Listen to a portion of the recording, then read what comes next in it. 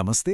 आज के इस दिलचस्प विश्लेषण में हम लोग एक बहुत ही क्लासिक बचपन की एनिमेटेड कहानी पर बात करने वाले हैं। अक्सर हम इन कहानियों को सीधा सीधा देखकर आगे बढ़ जाते हैं, है ना?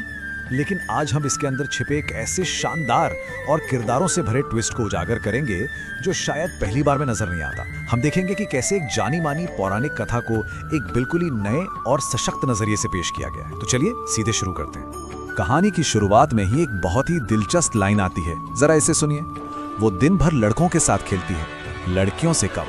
अब ये सिर्फ कोई आम डायलॉग नहीं है, ये गांव की औरतों की गपशप है जो कहानी शुरू होते ही एक सीधा टकराव या कह लीजिए कॉन्फ्लिक्ट हमारे सामने रख देती है। ये लाइन साफ तौर पर दिखाती है कि समाज हमारी मुख्य नायिका यानी राधा के इस बागी स्वभाव को कैसे देखता है। मतलब वो शुरुआत से ही उन सारी बनी बनाई उम्मीदों को तोड़ रही है जो उससे की जाती हैं। तो आइए कहानी के इस अनोखे डायनामिक को समझने के लिए चलते हैं खूबसूरत वृंदावन की एक प्यारी सी सुबह में। यहाँ एक बात जो सच में ध्यान खींचती है वो ये है कि लड़के खुद अपनी पुरानी जिंदगी की तुलना वृंदावन के इस नए माहौल से कैसे करते हैं। गोकुल में जहाँ वो नटखट तरीके से माखन चुराते थे जो मानो उनका रोज का काम बन गया था, वहीं वृंदावन बिल्कुल अलग है। वो खुद कहते हैं कि यहाँ के लोग इतने अच्छे, सरल और प्रेम करने वाले हैं कि यहाँ माखन चुराने की कोई जरूरत ही नहीं पड़ती। ये तुलना उनके नए घर की शांति और प्यार को बहुत ही बेहतरीन ढंग से समझाती है।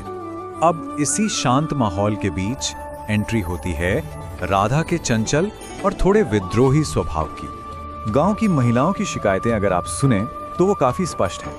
उनका कहना है कि राधा लड़कों के साथ खेलती है और जब से गोकुल लौटी है हमेशा अपने ही ख्यालों में गुम रहती है। लेकिन पता है उन्हें सबसे ज्यादा क्या खटकता है? वो ये कि राधा की माँ उसे खूब लाड़ प्यार करती है और कभी भी उसे किसी से कम नहीं समझती। और इसी सपोर्ट की वजह से राधा इतनी निडर और स्वतंत्र है। और उसकी ये निडरता और स्मार्टनेस हमें अगले ही पल देखने को मिल जाती है। उसका ये वाक्य सुनिए। माँ, मैं मटकी लेने जा रही हूँ।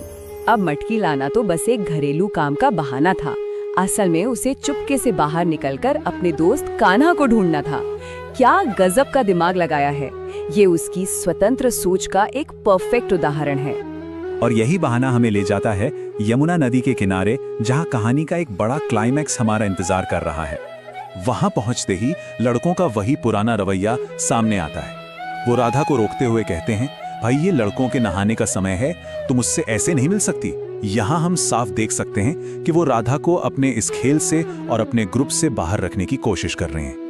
ये एक बहुत बड़ी सामाजिक दीवार है जिसे राधा अब चुटकियों में गिराने वाली है। अब देखिए कि राधा इस स्थिति को कैसे अपने हक में पलटती है। सबसे पहले वो पानी में छिपे उन लड़कों को ढूंढ निकालती है। फिर वो कान्हा को उसकी ही पुरानी शरारतों की याद दिलाती है, वही जब वो गोपियों के कपड़े चुराया करता था। और फिर आता है उसका मास्टर स्ट्रोक। वो सीधा अल्टीमेटम दे देती है कि अगर उन्होंने उसे अपने साथ नहीं खिलाया तो वो उनके कपड़े लेकर चली जाएगी। मतलब जो काम माइथोलॉजी में हमेशा कान्हा करते आए हैं, राधा ने बड़ी ही चालाकी से वही पासा उन पर ही पलट दिया। और इस जबरदस्त पैंतरे के बाद आइए देखते हैं कि कैसे उनके बीच दोस्ती का एक बहुत ही प्यारा समझौता होता है। यहाँ कान्हा का जवाब सच में दिल जीत लेने वाला है। वो कहते हैं, मैं तो वृंदावन तुम्हारे लिए ही आया हूँ, तुम जो चाहती हो मैं वैसा ही करूंगा। राधा की उस चतुर सौदेबाजी के सामने कान्हा का ये समर्पण बहुत ही प्यारा है। ये उनके इस नए घर में उनके रिश्ते को हमेशा के लिए और भी ज्यादा मजबूत कर देता है। तो इसका नतीजा क्या निकला? बिल्कुल साफ है। राधा अपने पूरे आत्मविश्वास के साथ लड़कों के उस तथाकथित बॉयज ओनली क्लब की छुट्टी कर देती है। वो बिना किसी झगड़े के उन्हें मजबूर कर देती है कि वो उसे एक बराबर की दोस्त और खेलने वाली साथी के रूप में स्वीकार करें। उसने अपनी जगह खुद बनाई है। इस मजेदार किस्से के बाद अब हम इस कहानी के आखिरी हिस्से यानी माखन चोर की पुरानी किंवदंती की तरफ बढ़ते हैं। शो के अंत में जो म्यूजिकल फिनाले आता है उसमें माखन चोर और नंद किशोर जैसे क्लासिक नामों का इस्तेमाल किया गया है। ये सिर्फ शब्द नहीं है बल्कि ये कहानी में एक बहुत ही गहरा सांस्कृतिक संदर्भ जोड़ते हैं। ये हमें याद दिलाते हैं कि हम जो देख रहे हैं वो सिर्फ एक एनिमेटेड कहानी नहीं है बल्कि हमारी गहरी और पुरानी परंपराओं का हिस्सा है। और ये आखिरी गीत यमुना नदी के खूबसूरत किनारों, गोकुल और वृंदावन की मनमोहक सुंदरता और कान्हा की हमेशा याद रहने वाली उस नटखट छवि की जम के तारीफ करता है। यमुना की लहरें और कान्हा की वो पुरानी यादें इस पूरी कहानी को बहुत ही खूबसूरती और शांति के साथ समेट लेती हैं।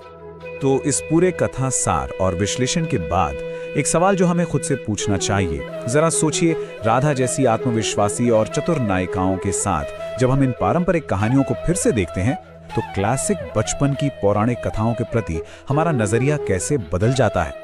जब हम अपनी पुरानी और प्रिय कहानियों को एक सशक्त नजरिए से देखते हैं तो ये हमें सोचने पर मजबूर कर देती हैं कि इन कथाओं में और कितने ऐसे पहलू हैं जिन पर हमने कभी ध्यान ही नहीं दिया।